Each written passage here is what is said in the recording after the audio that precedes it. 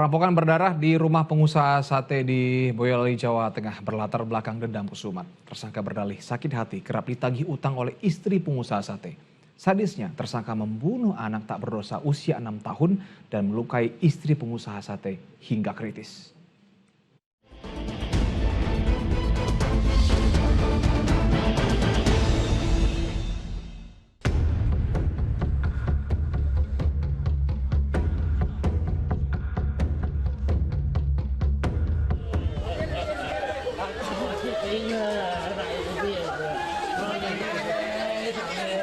Tangis Purwanto pecah, kekuatannya runtuh.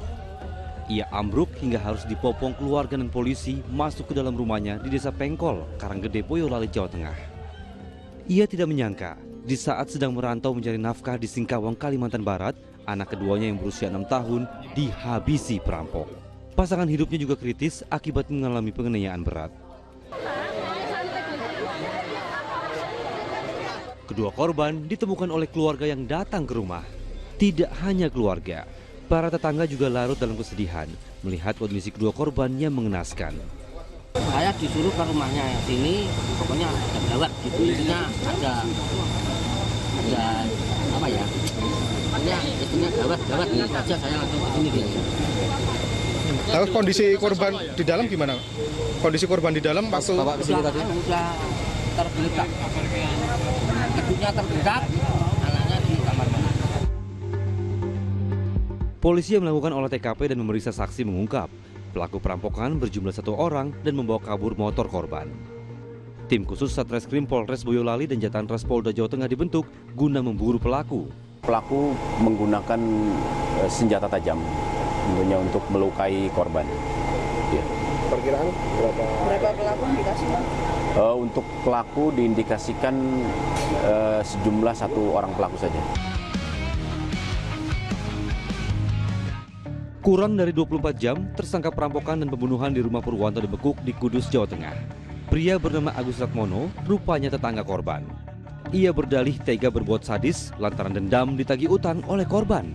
Polisi terus mengembangkan penyidikan guna memastikan motif tersangka. Untuk terkait motif dan lain-lain, rekan-rekan saya harap bersabar dulu karena ini masih dalam proses pemeriksaan dan pendalaman lebih lanjut serta pengembangan dari pihak Satreskrim Polres Boyolali. Perampokan berdarah itu terjadi pada 29 Januari 2026. Tersangka yang datang sore hari langsung masuk ke rumah korban karena pagar tidak dikunci. Ia memanggil istri Purwanto dengan maksud berpura-pura akan membayar utang sebesar 2 juta rupiah dengan cara ditransfer bank. Setelah mendapatkan nomor rekening, tersangka justru gelap mata, lalu menganiaya korban hingga kritis dengan senjata tajam yang telah dibawanya. Anak kedua Purwanto yang notabene tidak tahu apa-apa turut dianiaya hingga tewas. Sedangkan anak pertamanya yang berusia 11 tahun sedang di luar rumah sehingga selamat dari maut. Pelaku lalu membawa kabur motor metik milik korban.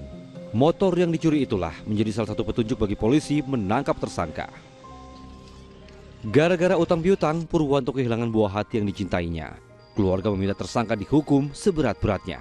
Terduga pelaku itu dihukum seberat-beratnya karena perbuatannya sudah bukan manusiawi lagi, sudah keterlaluan sekali, keterlaluan. Tersangka terancam kehilangan kebebasan jika terbukti melakukan pembunuhan berencana.